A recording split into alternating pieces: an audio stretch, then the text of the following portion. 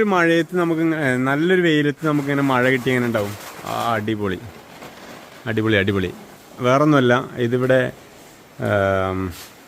എന്താ പറയുക, 40 cent colony എന്ന് പറയുന്നത്. 40 സെൻറ്റ് കോളനി അല്ല, 40 സെൻറ്റിലാണിത് പെയ്തുകൊണ്ടിരിക്കുന്നത്. ഇപ്പോൾ ഈ കാണുന്നത് മഴ പെയ്യുന്ന പോലെ നിങ്ങൾ കാണുന്നുണ്ടാവും. ഫുൾ ടൈം മഴ. വൈകുന്നേരം ഒരു 3 മണിയാണ് ഇപ്പോൾ സമയം. ഇപ്പോൾ എൻ്റെ തലയുടെ മുകളിൽ കൂടെയൊക്കെ ആ സ്പ്രിങ്ക്ലർ ഇങ്ങനെ അടിച്ചുകൊണ്ടിരിക്കുകയാണ്.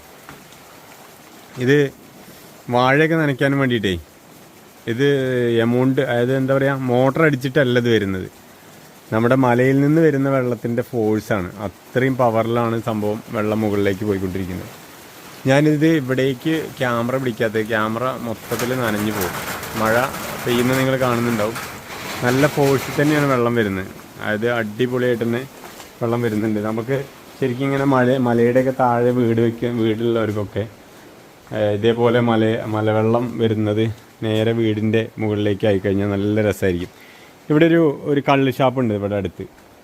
അത് നമ്മൾ കണ്ടപ്പോൾ ഭയങ്കര ഇഷ്ടപ്പെട്ടു. കാരണം ആ കള്ള് ഷാപ്പിൽ അതിൻ്റെ, ഞാൻ നോക്കട്ടെ, ഞാൻ എടുക്കാൻ പറ്റുമോ നോക്കാം, അതിൻ്റെ മുകളിൽ അൺലിമിറ്റഡ് വെള്ളം വന്നുകൊണ്ടേയിരിക്കും. അതായത് എപ്പോഴും ഒരു കൂളിംഗ് അതിൻ്റെ ഉള്ളിൽ ഫീൽ ചെയ്യും. കാരണം അത്രയും രസത്തിൽ തന്നെ. ഓൾറെഡി അറിയാം, നമുക്ക് മഴ പെയ്യുന്നത് എല്ലാവർക്കും ഭയങ്കര താല്പര്യമായിരിക്കും. അത് നിൽക്കാതെ ഒരു ബിൽഡിങ്ങിലേക്ക് പെയ്യുകയാണെങ്കിൽ അതൊരു വേറെ വൈബ് തന്നെയായിരിക്കും. അപ്പോൾ പലരും പറയുന്നുണ്ടാവും അത് ഓടിനൊക്കെ ബുദ്ധിമുട്ടാണ്, ഓടിനൊക്കെ ദോഷമാണ്, അങ്ങനെ ഇങ്ങനെയൊക്കെ പറയുന്നുണ്ടായിരിക്കും. ഇതിപ്പോൾ ഇത് വാഴയ്ക്കാണ്. ഇത് അൺലിമിറ്റഡ് പെയ്താലും വിഷയമാണ്. ഇത് കുറേ കഴിഞ്ഞാൽ അവർ മാറ്റി കൊടുക്കും. ആ പൈപ്പ് മാറ്റി കൊടുത്തു കഴിഞ്ഞാൽ പിന്നെ ഇതൊക്കെ അതിൻ്റെ പൈപ്പുകളാട്ടോ, കണ്ടില്ലേ, ഈ കിടക്കുന്നതൊക്കെ അതിൻ്റെ പൈപ്പുകളാണ്. എപ്പോഴും വെള്ളം വരുന്ന ഒരു ഏരിയയാണ്. ഇപ്പോൾ ഈ വെള്ളം ഓഫാക്കി, അതായത് ഇവിടേക്ക് കൊടുത്തിട്ടില്ല.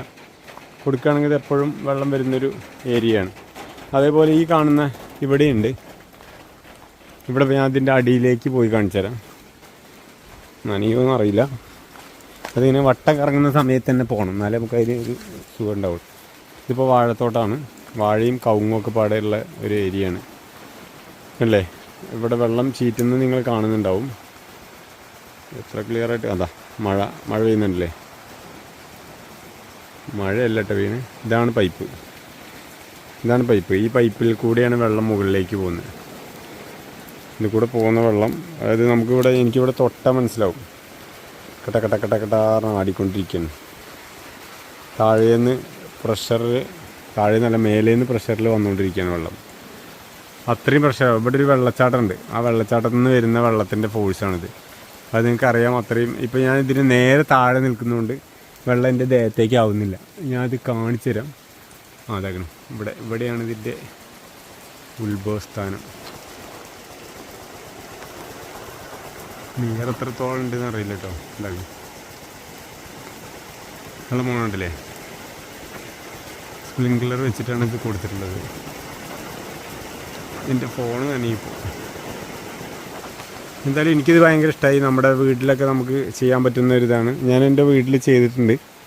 അതൊന്നും കൂടി ഒന്ന് സെറ്റപ്പ് ആക്കി എടുക്കാനുണ്ട്. ഞാനിപ്പോൾ അത് ഇതിൽ പൈപ്പ് മാറ്റാൻ വേണ്ടി പോകട്ടോ.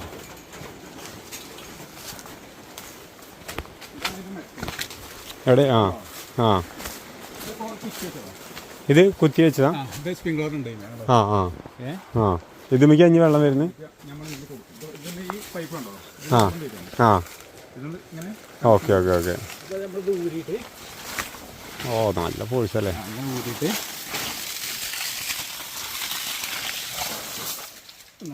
ഓ,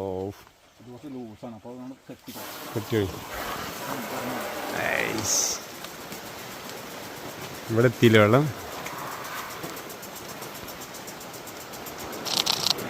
ഇതിപ്പോൾ ഒറ്റ അടിക്കണുള്ളതോ? 3 അടിക്കും. വേറെ ഏതൊക്കെയാ ഇവിടെ? ഏതപ്പോൾ സ്റ്റോപ്പായത്? അവിടുത്തെ സ്റ്റോപ്പായോ?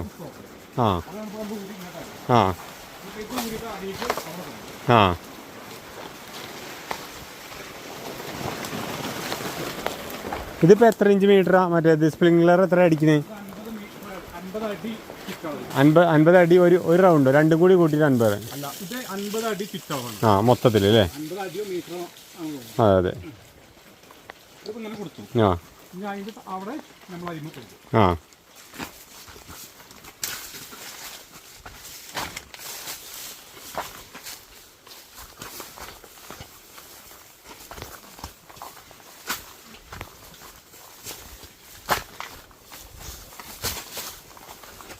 ആ ഇവിടെ ഊരില്ലേ. ഫോഴ്സ് അല്ലാതെ ഒരേ ഫോഴ്സ് ആവും അല്ലേ. ആഹാ ഇനി ഒന്നും കൂടി ആ ഇതില് ആ ഇത് അവിടുന്ന് പിന്നെ ഇത് 4 ദിവസം തിരിച്ചു വരുമല്ലോ. ആ അതില്ല ഇതിലെ വെക്കുള്ളൂ. ആ അത് കഴിഞ്ഞാൽ പിന്നെ ഭാഗമുണ്ട്. ആ. അപ്പൊ 2 പൈപ്പ് ഉണ്ട്. ആണല്ലേ സംഭവം. ഞാൻ ആണല്ലേ. അല്ല ഇത്രയൊക്കെ വെള്ളം അടിക്കണം എന്നുണ്ടെങ്കിലേ മോട്ടർ. പമ്പ് ചെയ്ത് പോകുമ്പോഴേ ആ അധികം വെള്ളം വരില്ല. ആ തുറന്നു പോലും. ആ